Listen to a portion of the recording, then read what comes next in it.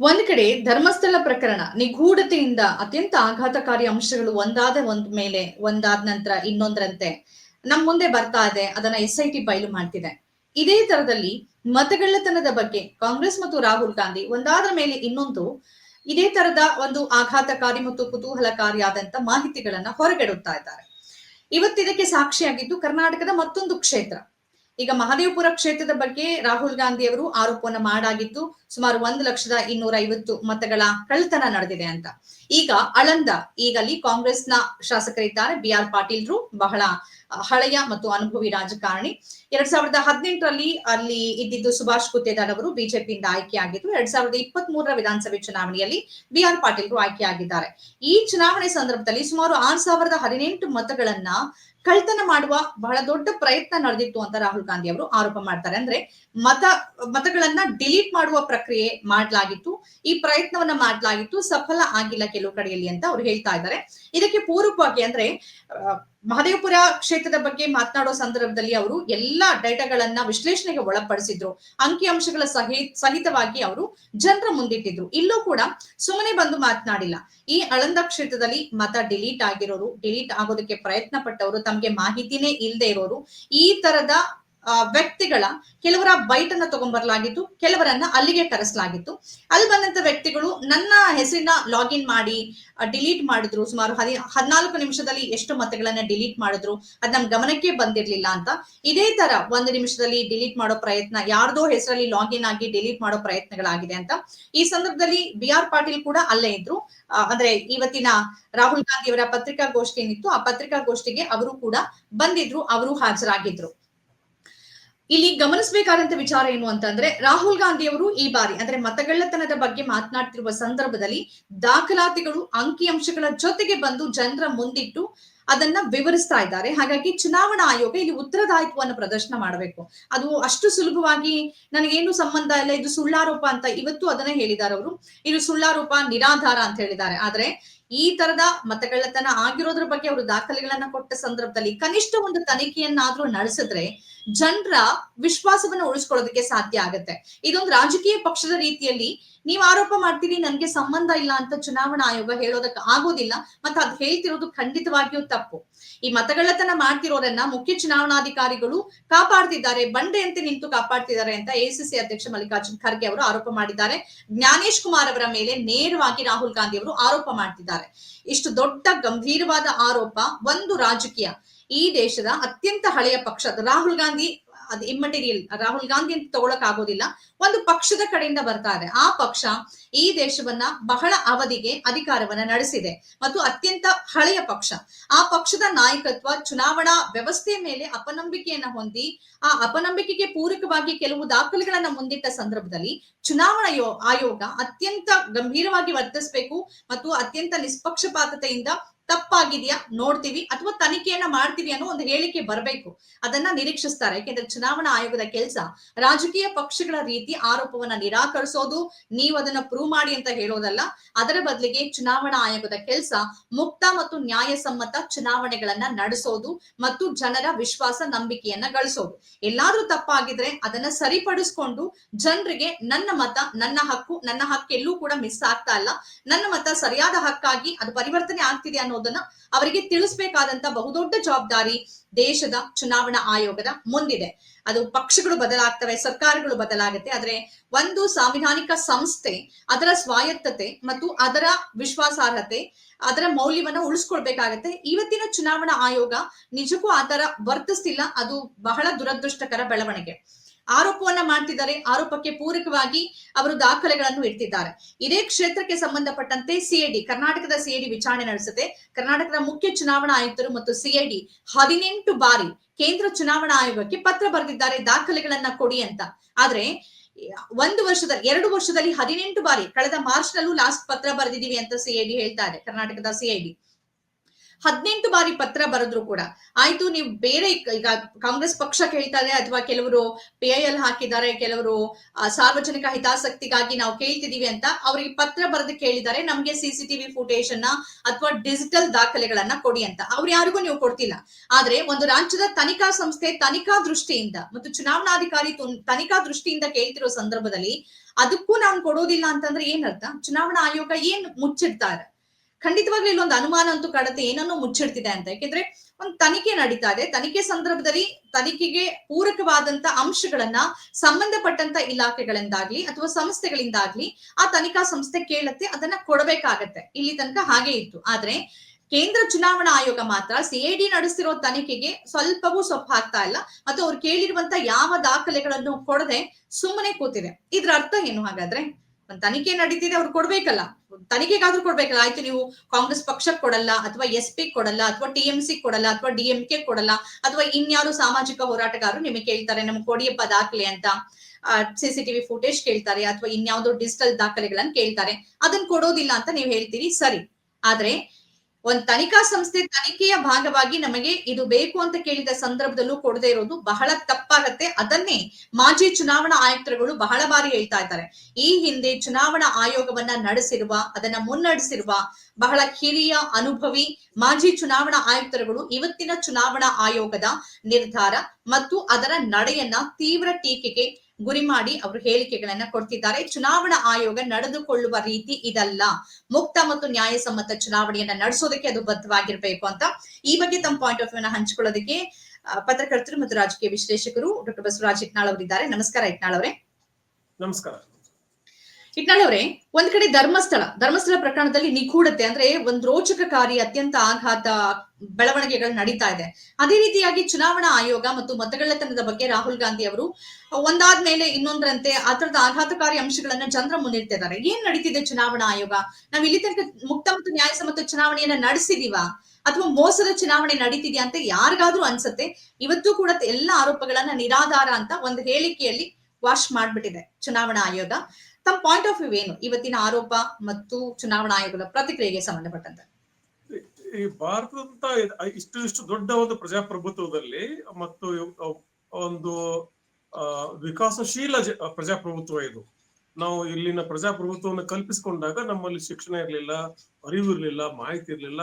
ಅಲ್ಲಿಂದ ನಾವು ವಿಕಾಸ ಹೋಗ್ತಾ ಬಂದಿದ್ದೇವೆ.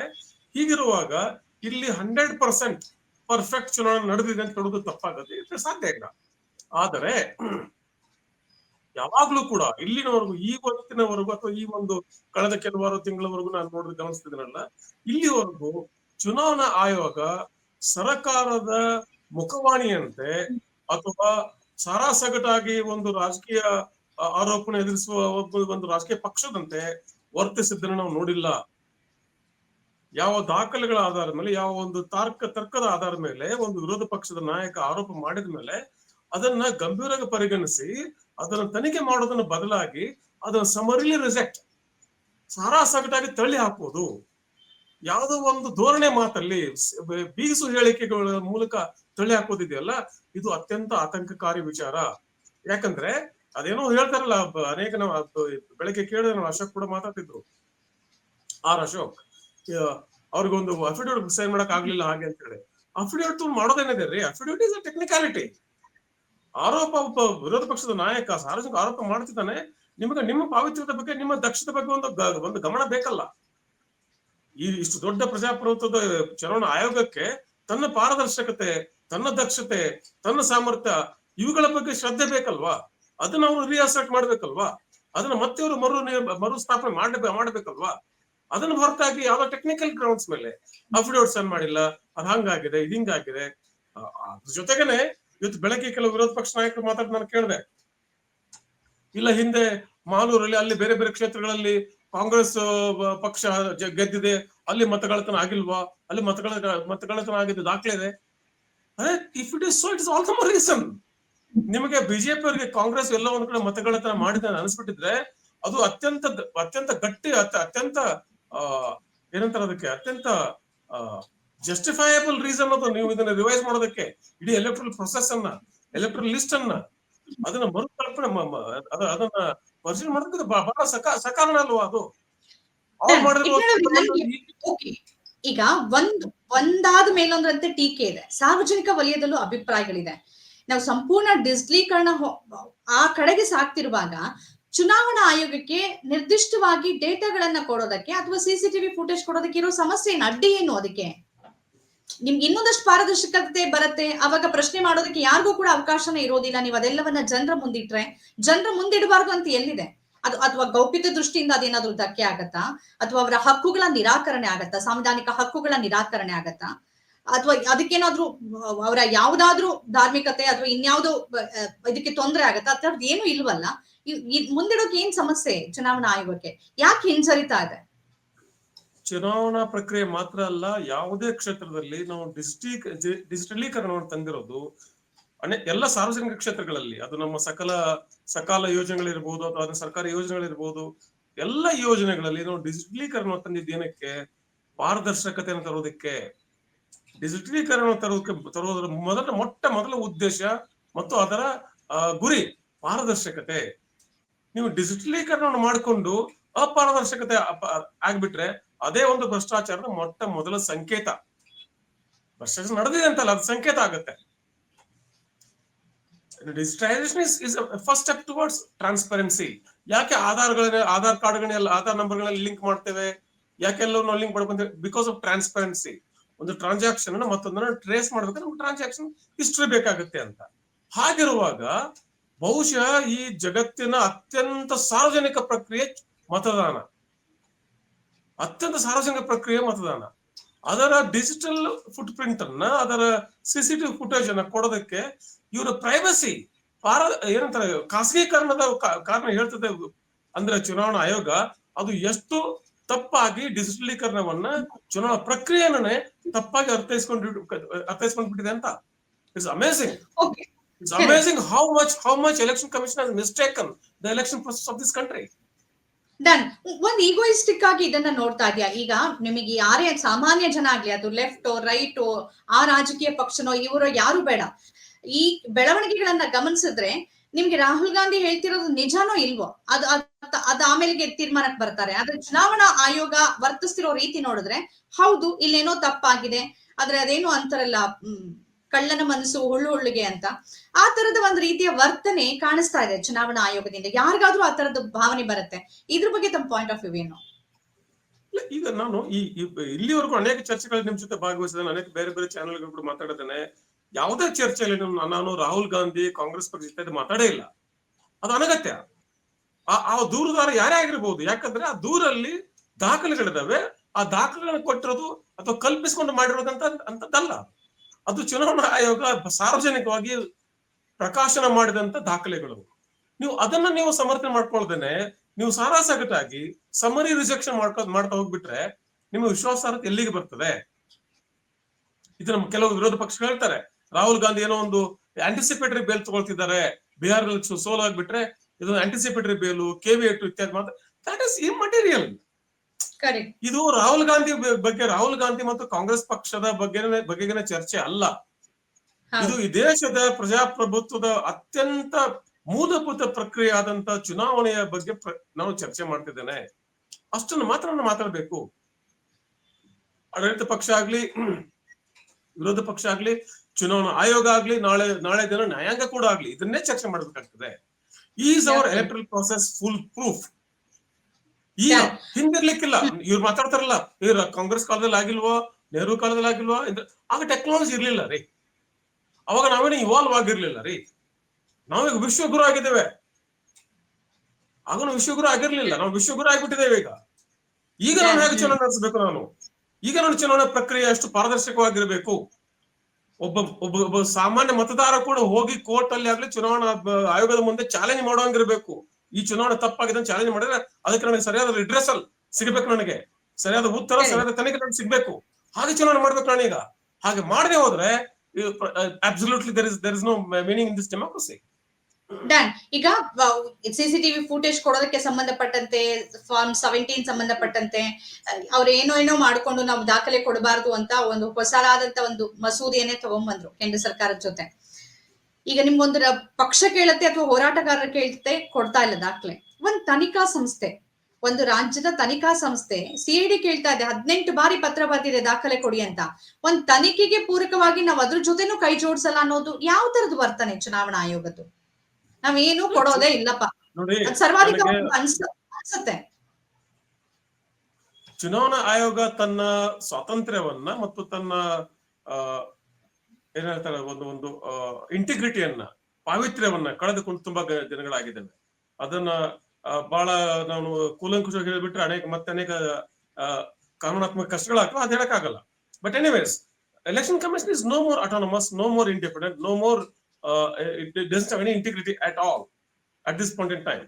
ಇದನ್ನ ಹೇಳೋದಕ್ಕೆ ಕೇವಲ ಒಂದು ಬೀಸು ಹೇಳಿಕೆ ಅಲ್ಲ, ಇದನ್ನ ಸಮರ್ಥನೆ ಮಾಡೋಕೆ ಅನೇಕ ಇನ್ಸ್ಟೆನ್ಸ್, ಅನೇಕ ಕಾರಣಗಳಿದಾವೆ, ಅನೇಕ ಘಟನೆಗಳಾಗಿದ್ದಾವೆ. ಯಾವ ಎಲೆಕ್ಷನ್ ಕಮಿಷನ್ ಎಲೆಕ್ಟ್ರಾನಿಕ್ ವೋಟಿಂಗ್ ಮಷೀನ್ಗಳು ಯಾವ್ದೋ ರಾಜಕಾರಣ ಮನೇಲಿ ಸಿಕ್ಕಿದಾವ್ರಿ? ಹೌದು. ಇದಕ್ಕಿಂತ ದೊಡ್ಡದು ಬೇಕಾ? ಸತ್ತವರು ವೋಟ್ ಮಾಡಿದ್ದಾರೆ, ಸತ್ತವರು ಎಲೆಕ್ಟ್ರಲ್ ಸತ್ತವರು ವೋಟ್ ಮಾಡಿದ್ದಾರೆ, ಜೀವಂತಿದ್ದವರು ಎಲೆಕ್ಟ್ರಲ್ ಲಿಸ್ಟ್ ಹೊರಗಡೆ ಹೋಗಿದ್ದಾರೆ. ಇದಕ್ಕಿಂತ ದೊಡ್ಡ ಉದಾಹರಣೆ ಬೇಕಾ ನಮ್ಗೆ? ಯಾಕಿದೆ ಇದು ಗಂಭೀರ ವಿಚಾರ ಅಂತ ಅನಿಸ್ತಾ ಇಲ್ಲ ಚುನಾವಣಾ ಆಯೋಗಕ್ಕೆ? ಇದು ಗಂಭೀರ ಅಂತ ಆಯೋಗ ಅನ್ಸ್ಬಿಟ್ರೆ ಇದ್ರ ಪರ್ಯಾಯಗಳು ಹುಡ್ಬೋದು ನಾವು. ಎಲೆಕ್ಷನ್ ಕಮಿಷನ್ ನನಗೆ ಸಮಸ್ಯೆನೇ ಇಲ್ಲ ಅಂತ ಅಂದಾದ್ಮೇಲೆ ಔಷಧಿ ಹೆಂಗ್ ಹುಡುಕ್ತದೆ, ಮದ್ದನ್ನ ಹೆಂಗ್ ಹುಡುಕ್ತೀರಿ ನೀವು?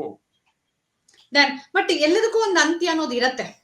ಅಂತ್ಯ ಎಲ್ಲದಕ್ಕೂ ಒಂದು ಸಮಯ ಅನ್ನೋದು ಇರತ್ತೆ. ಅದೊಂದು ಲಾಸ್ಟ್ ಪಾಯಿಂಟ್ ಬಂದಾಗ ಅಂತ್ಯ ಆಗ್ಬೇಕಾಗತ್ತೆ. ಕೊನೆಯದಾಗಿ ರಾಹುಲ್ ಗಾಂಧಿ ಅವರು ಹೊರಟಿರುವ ಮತ್ತು ಹಿಡಿದಿರುವ ಈ ದಾರಿ ಮತ್ತು ಹರಿಯಾಣ ಚುನಾವಣೆ, ನಿಮ್ಮನ್ನು ಸೇರಿದಂತೆ ಎಲ್ರೂ ಅದು ಕಾಂಗ್ರೆಸ್ ಗೆಲ್ಲತ್ತೆ ಅಂತಾನೆ ಅಂದ್ಕೊಂಡಿದ್ದಂತ ಒಂದು ವಿಧಾನಸಭಾ ಚುನಾವಣೆ ಅದು.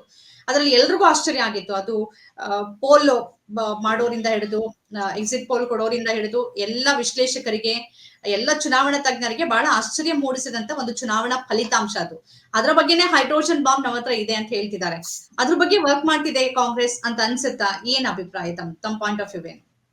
ಆಂತರಿಕವಾಗಿ ಕೆಲಸ ಮಾಡ್ತಿರ್ಬೋದು, ಆಮತ್ ಬೇರೆ ಅದು ವಿಚಾರ ಅಲ್ಲ. ನನಗೆ ನೀವು ಹೇಳಿದ್ರಲ್ಲ ಈ ಹರಿಯಾಣ ಚುನಾವಣೆ ಮತ್ತೊಂದು ಇನ್ನೊಂದು ಬಗ್ಗೆ, ಅದ್ರ ಬಗ್ಗೆ ಒಂದ್ ಯಾವಾಗಲೂ ಒಂದ್ಸತಿ ಹೇಳಿದ್ದೆ, ನಾನು ಮತ್ತೊಮ್ಮೆ ಹೇಳ್ತೇನೆ.